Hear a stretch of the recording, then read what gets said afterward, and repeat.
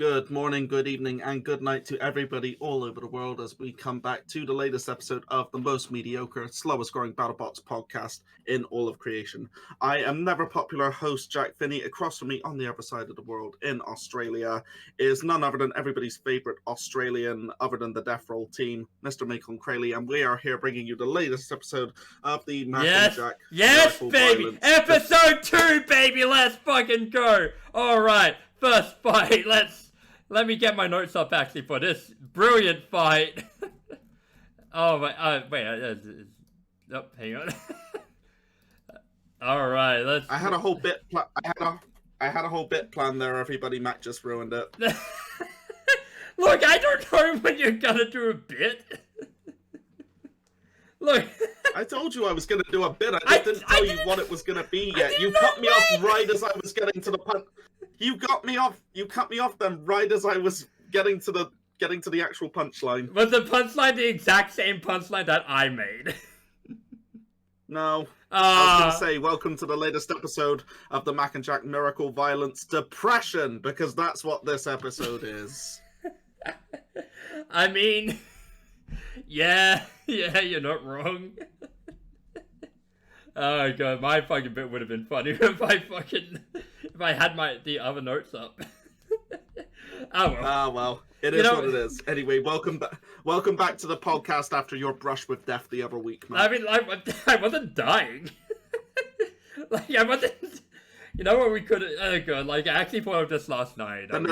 We could have done this. Well, then there's no excuse, Mac. There's no excuse if you weren't dying. Look, I had no voice. At least Boo didn't ruin my joke.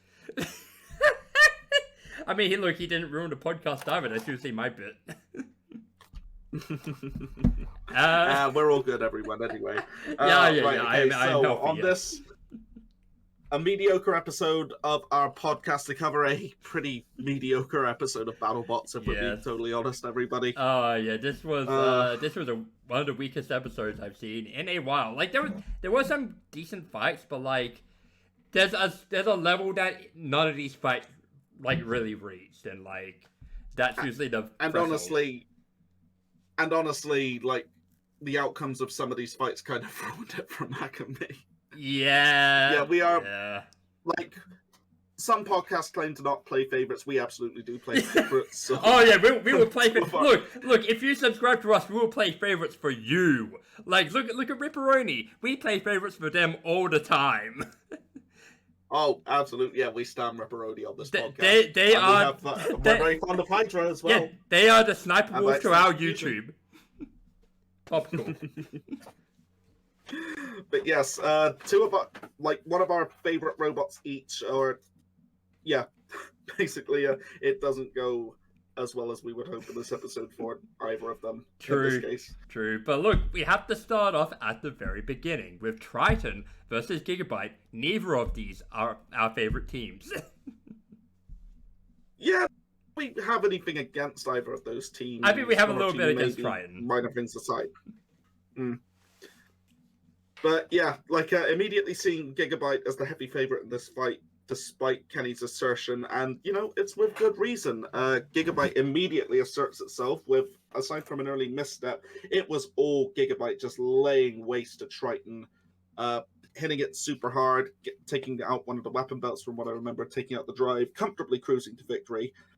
Triton, not a bad machine at all, as we know, but you know may need some rethinking at this point because it's basically just a mobile artillery platform, and if it can't win on that first big hit, it can really struggle for the rest of the fight, as we've known. Pretty much, yeah. Like this honestly was like a perfectly cromulent fight, like in the sense that we got some decent hits from both sides, but like, yeah, Triton was not gonna win this. Like, not by a long shot. Yeah, it was pretty much all Gigabyte from start to finish on this one. Yeah. Like, Triton could be a decent robot. Like, it's got the exact same, like, basis as Tombstone, but, like, it's just not clicking. But, like, this was their first run around, so who knows? Like, next season, if they come back, like, maybe they'll do better. It is just making me think of what Mike said on Breaking Bad. Just because you shot Jesse James, don't make you Jesse James. And it's like just because you dress up, just because you have the same design principle as Tombstone, that doesn't make you Tombstone. That's true. That is apt. Yeah. Not that Triton isn't its own machine. Like obviously, Triton is in and of itself very, very cool. But yeah, it's got a way to go.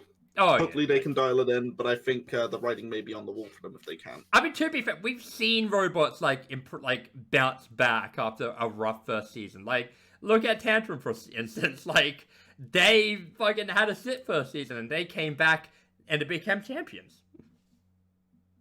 Is this Triton's first season or is it its second season? It could be. I'm pretty sure it's this first season. Like, it could.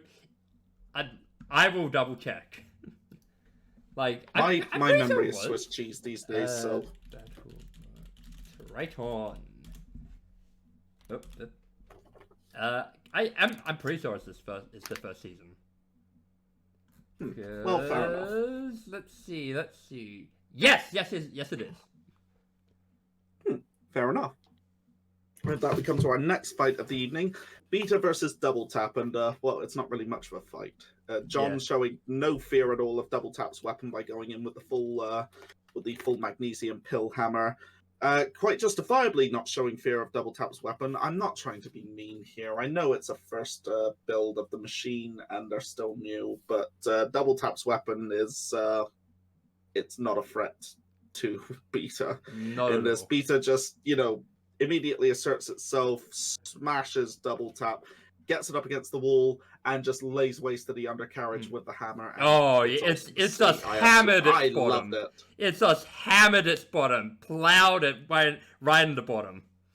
You love to see it. Oh yes, just absolutely demolished it. It was awesome to see. Great display for Beta in this case. Double Tap, not the worst machine that we've seen this year, but they've still got some. There's a hell of a learning curve to go through. Yeah, maybe they can get something dialed in. I'll say, unlike Triton, I don't really see them doing that. But I've been surprised before, so go ahead. This is true, but yes, Beta made me very, very happy in this fight. Sadly, the only time this episode that it will be doing so. Oh man! But we'll come to that later. We will. Death Roll versus Slammo. Oh man. And it's over like that. Yep. Like 1-2 hits. That's all it takes to put Slammo in a position it can't recover from. Death Roll just doing what Death Roll does best. There's a theme for these fights. There is a theme for all these fights, and it's just really depressing fights for robots that could be better, but yeah. My exact notes for this fight is sadly see above. Particular bit. It's the only time this episode that Beta will make me happy. It's the same for Death Roll, sadly. Spoiler alert. The best thing about this entire episode was Kenny's instigator joke.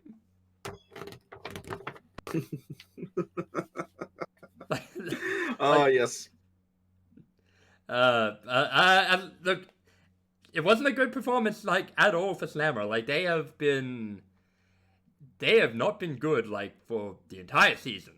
They just can't get it going. But Craig, to his credit, he has a sense of humor about losing, and so if he comes back with a new robot, then that'd be amazing. If he comes back with Slammo, then hopefully they fix it up.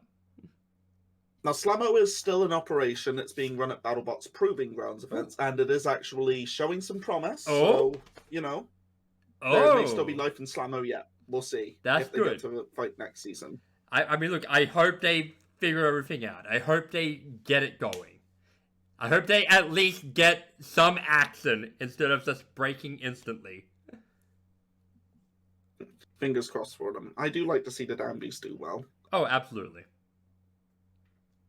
Next, free shipping versus Mammoth, and I was hoping so much that Gary Jin would really show up here, and thankfully he did. It's a great driving display. As we see, Mammoth end up losing its weapon quite early, and while free shipping also loses its weapon over the course of the fight, it's still able to take out Mammoth's drive. We aren't talking that much about this because there's really not that much to say about this fight. Yeah, it was unfortunately, it's unfortunately a running theme with this episode, isn't it, Mac? A lot of the fights are really unremarkable. Yeah, for being totally honest. unremarkable, like, fairly short, because, like, free shipping got rid of the belt, like, Mammoth's belt, like, or chain even, like, very quickly. Like, not too quickly, like, Mammoth, like, did, like, push it around, like, a fair bit, but, like, once the belt was gone, like, it was just a very sad pushing match for, like, a minute? Mm-hmm. And then Mammoth just dies, and with that, yeah, Gary Jim moves on. Good to see Gary Jim do well. He moves on with his slushies, his slushie machine. Oh yeah, they made such a big deal out of the slushie machine. Look, it's the power of slushies. Like, that's how Gary Jim's gonna win this entire tournament. He's gonna drink all the slushies. It's like Popeye. He gets the power from the slushies. Honestly, I think at this point we need less slushy and more margarita. Look, I don't think getting people drunk before fighting robots is a good idea. Not with that attitude. I mean, look, if you want to run a fucking robot fighting company that everyone gets drunk for, then go ahead. And that is why no one will remember your name. Look, nobody already remembers my name. But yeah, fucking Mammoth, like, absolutely sucking, and after the fucking fight, they interview him, like, they interview Ricky, and the fucking who was it again, like, who actually asked him that, is it time to retire Mammoth? And, like, everyone fucking boos that. And I have to ask, why the fuck are you people booing? He's right! Mammoth should retire! Like, Mammoth is fucking awful! Like, get rid of him! Get him out of this company! Come back with something better, please! This robot is not working! Like, if he comes back, if Mammoth returns again, I will enter Battlebots, and my robot will be me with a goddamn crowbar, and I will finish Mammoth once and for all. Show us on the doll where Mammoth hurt you, Mac. Right here! Right here! Right here! Right in the heart, I guess. Right in the heart! Suffer the heart, and you're to blame, Mammoth. You give Battlebots a bad name. For what it's worth, everybody, I don't think. For what it's worth, everybody, I don't think Mac and I ever really got over the time Mammoth beat Copperhead at the start of the tournament the other year. Mac being overly mean aside, I mean, look, Ricky, I like you. You're team, you're but like. Guy. I like the team, but I'm not a big fan of Mammoth myself. To be fair, take honestly, literally. I would like to see them do something else, if they can. But, please take literally anything I say for, like, the smallest grain of salt possible. I do this for a bit. I think I actually need a drink. We're trying to find something to be excited about. This is a very, very mid episode, so obviously Mac's going to play this up. Look, I mean, look, it's part that's my personality of trying to make people laugh. Yeah. Oh, good. I need a drink, so Jack, get on to the next fight. Gigabyte versus Death Roll. Okay. Death Roll versus Gigabyte. Mac really does not want to talk about this fight, I can tell, and I can't really blame him. Death Roll starting out so damn strongly, it looks completely in hand. Gigabyte obviously very game, but, you know, Gigabyte seems all but done for, taking massive hits until in a freak accident, essentially. We get the type of collision that sends both robots flying, and Death Roll lands in just the wrong position, where not only can it not self-right, but then it gets sandwiched in a position where it's stuck behind the little flapper on the wall and is held in place until it's counted out. I hated that so much. Like, I was seething. Yeah. I could not cope. When we watched this, Mac just started seething, and we were just both silent for a solid minute, and we were just like, This isn't fair. Insert that gif of fucking Jay White yelling "fuck" and that's me. We weren't the only ones either. Our friend Sick was very, very upset about this outcome. And you know what's worst? After the fight, like when they get fucking Gigabyte to the back, it caught on fucking fire. Yeah, like this victory was actually, if anything, it was a cursed prize for Gigabyte, wasn't it? It was like, cause it hit their it went underneath the bottom and like it hit their battery. Like, oh yeah, Death Roll, like dishing out absolute carnage in this. It's a shame, really, because up until then I was really enjoying the fight as well. Yeah, like it actually was. It was the best part of the fight. It was the best part of the episode. Yeah, absolutely, yeah. And unfortunately, this wasn't where the depression would end. Up next, Beta versus Free Shipping. And, man, our poor favorites. I like Gary Jin. I like Gary Jin. I'm not upset about Gary Jin winning this fight. I'm upset about the how. It was just so disappointing that it ended in the way that it did. Once again, Beta just doesn't want to work. It doesn't work for him, brother. Something just goes wrong, and Beta almost immediately gets turned up and over, and for some reason the hammer doesn't retract properly and it can't self-right on this occasion. And with that, John Reed's run ends again, like pretty much the exact same way. It's just like upside down. Except this time it doesn't seem like the removable link got knocked out. Yeah, it's like, man, Beta just has the worst luck when it comes to how it goes out of tournaments. It really does. It's such a shame for Beta each year to see this keep happening now that it's returned. And it was doing so well in the run-up as well. It was. C'est la vie. Oh, like Gigabyte versus Free Shipping to end the episode. Oh, sorry, Mac. I didn't mean to No, it's fine. This was a good fight. This was a decent fight. Yeah, it's like the main event was actually just great to see Gary showing up all episode long, and it was a great performance on his part. It wasn't close either. Free Shipping just ends up coming out and just doing its thing. Once the hit, just to score a great KO against Gigabyte. Once the poor sign dies again for our original sins.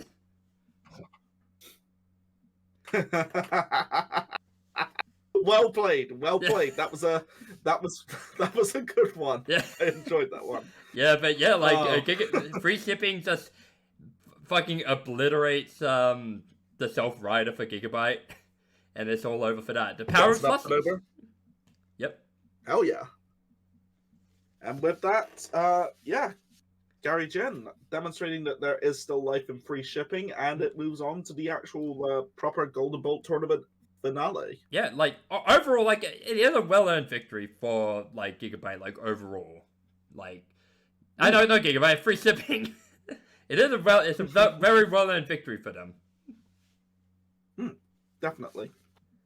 But yeah, there's not really a lot else to talk about. This was not a highlight episode, so we'll just come to our awards for the week. Matt, shall we kick off with the best driver award? Yes. We actually didn't discuss it. I think all of the awards are pretty easy to give. To be fair, for best driver, I've got Gary Jin. I'll say let's just give Gary Jin all these awards. He showed up all episode long, great driving display in each of them, and he managed to take out John Reed as well. And John's an excellent driver, so fair. Gary Jin gets the best driver. The Spike Dudley award for fucking jobbing. Is it jobbing? No, Spike Dudley award is underdog performance. Yeah, underdog. You got that wrong last week. Spike Dudley award is for underdog performance of the week, so that would be Free Shipping, because going all the way. Yep, true. Despite the expectations that it would have been Death Roll, or maybe Beta in that instance. Best loser, Death Roll versus Gigabyte for Death Roll.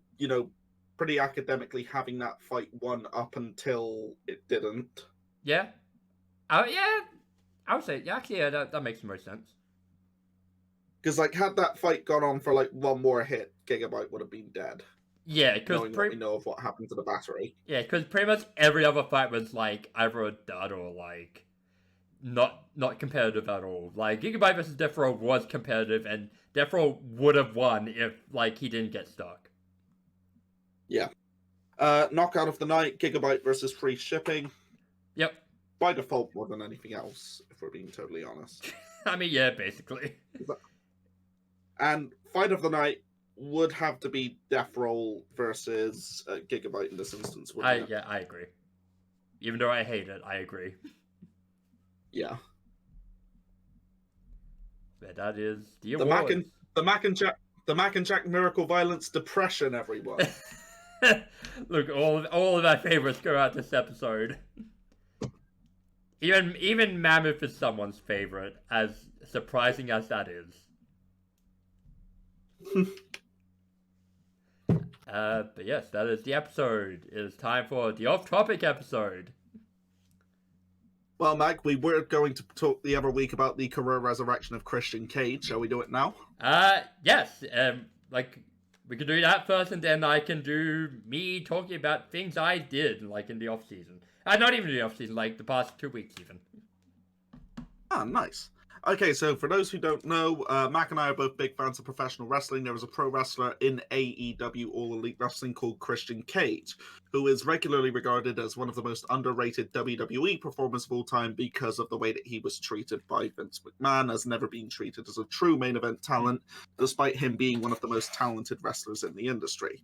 Since joining AEW, even being in his late 40s, Christian has undergone a true career resurrection and is now considered one of the absolute best players in the entire company. And you know what, dude?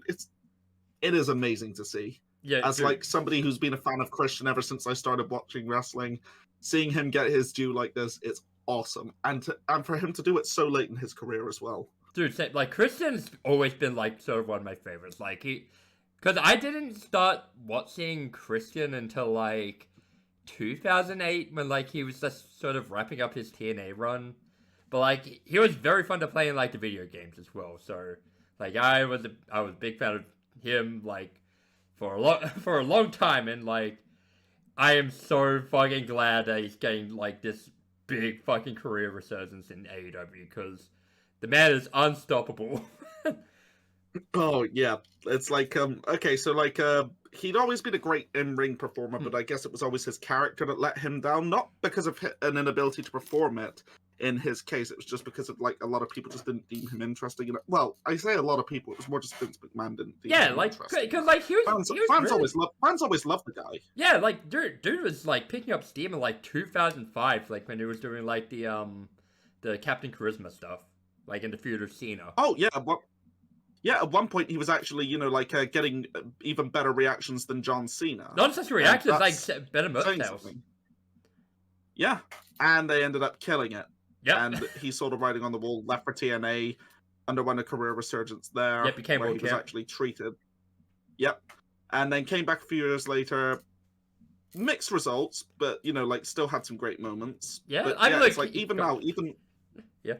And then, unfortunately, he got injured one time too many, and they decided they weren't going to let him wrestle in WWE again. But, like, until, like, he got to make a surprise Royal Rumble appearance. Yeah. And then he left WWE, came to AEW, and boom, showed that not only does he still have it, he never lost it, but now really getting to show his character. Oh, yeah. It's amazing. Because he started, okay, so for the people who haven't watched, when Christian Cage came to AEW, he was a babyface.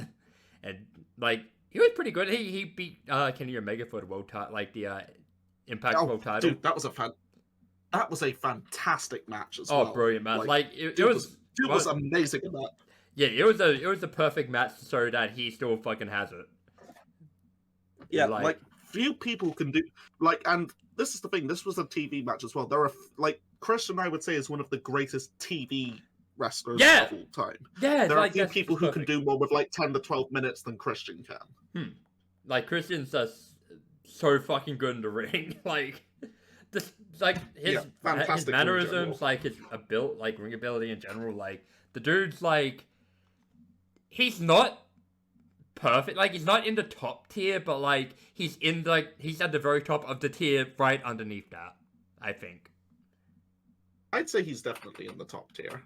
He's definitely in the top tier as far as TV workers go. Oh, TV workers, yeah, absolutely. But like I'm saying, like with like the Misawas, the Shawn Michaelses, like the Bret Hart. Oh right, yeah, right, yeah. Yeah, he's in yeah, he's in the tier right underneath that with like say fucking.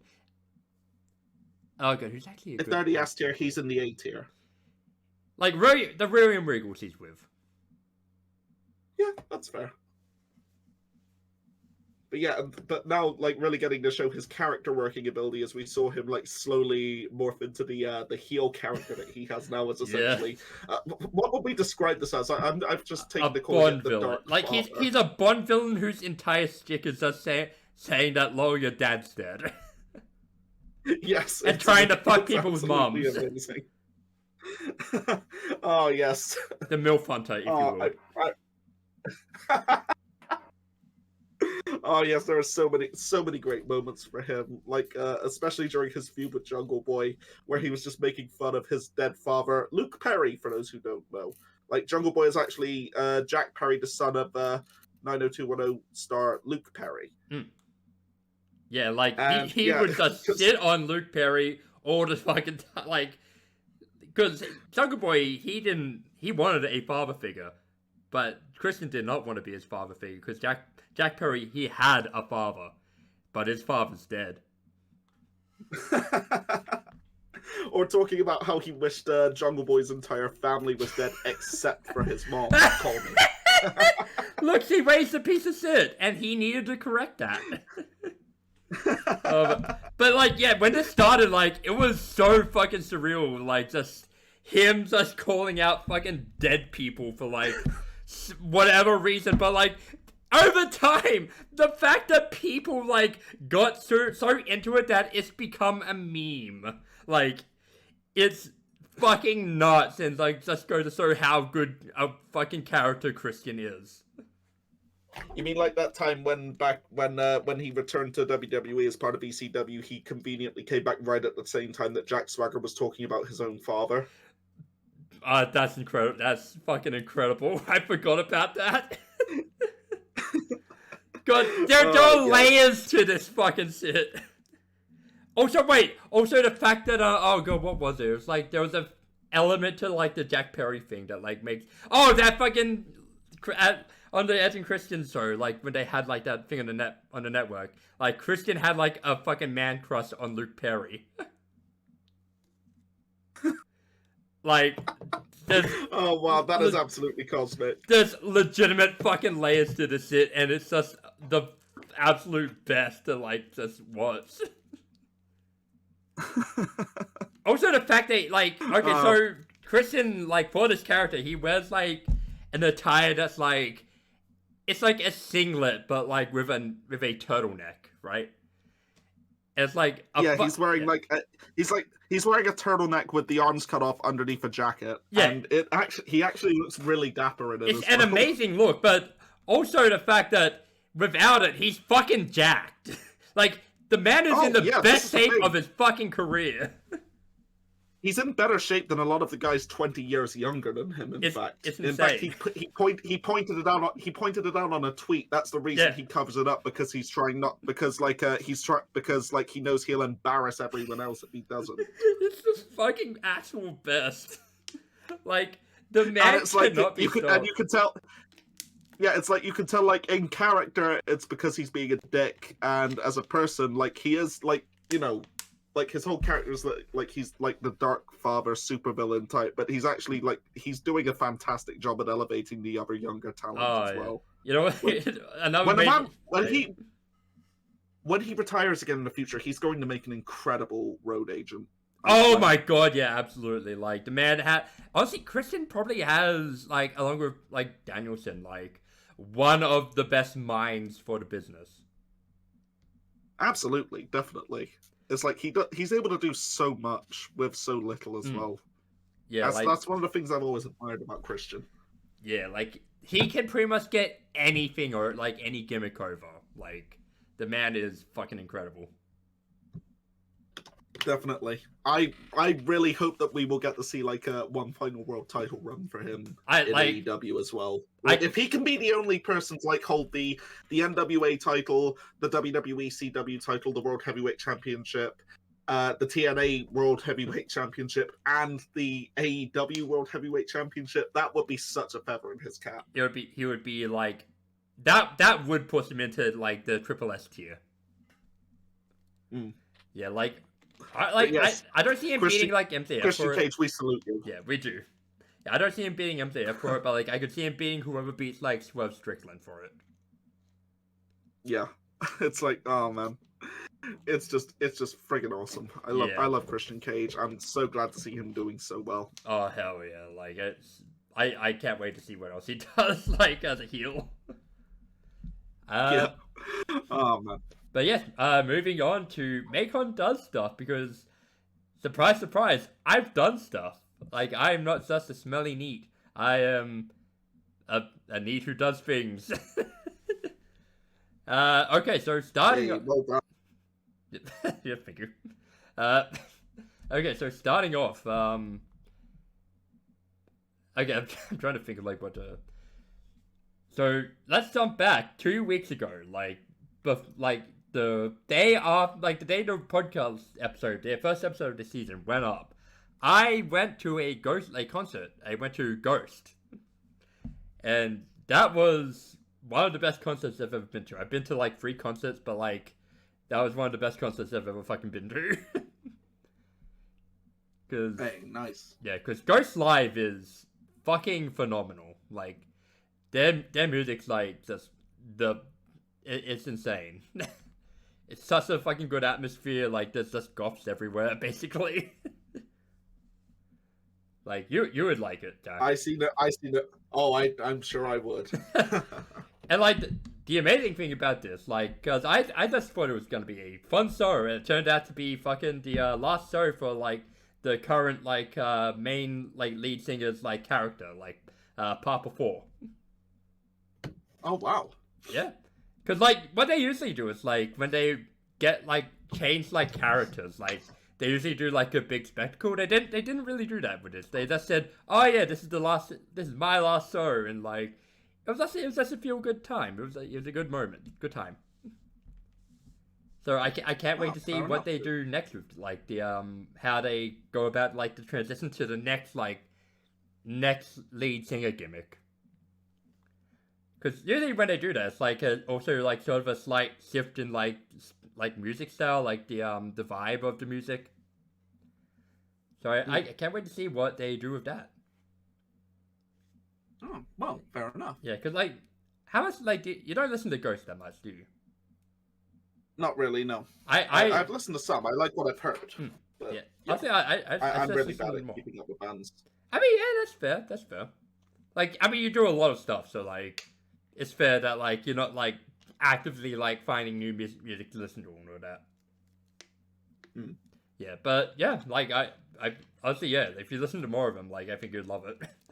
And like you could keep an eye out because like we have people on our Discord who are like who love Ghost. True. Yeah, I'll have to make time to check them out some more. Yeah, and like okay, so I went to that concert.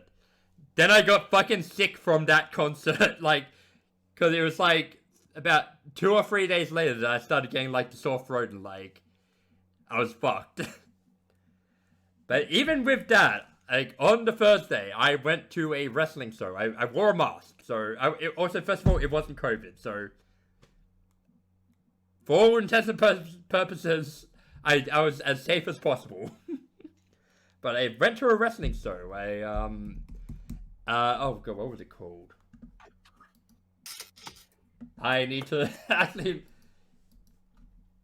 Oh, hang on. I need to have a look at what this fucking show was named again.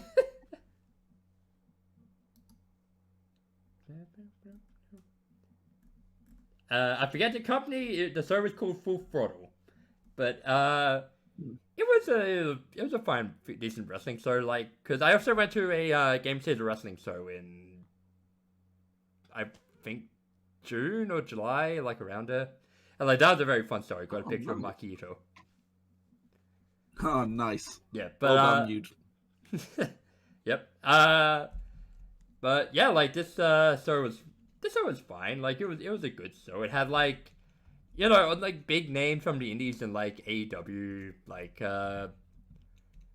Matt Cardona was there, fucking Mike Bailey was there, TJP, Sean Spears.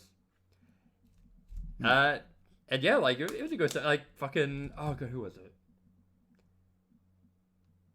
Oh, Eric Young was there. Like he won the tag titles with Kaz. And yeah, it was a fun show. It was a fun indie wrestling show. Nice. I give it a good 7 out of 10. Sweet. Yeah, and that was what I did. I am a ironically, I am a terrible I'm a creative, but like I'm a terrible fucking storyteller.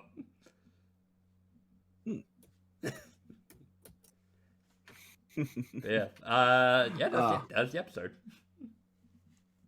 Nice. Anything else that we need to cover this episode, my dude? I don't believe so, no.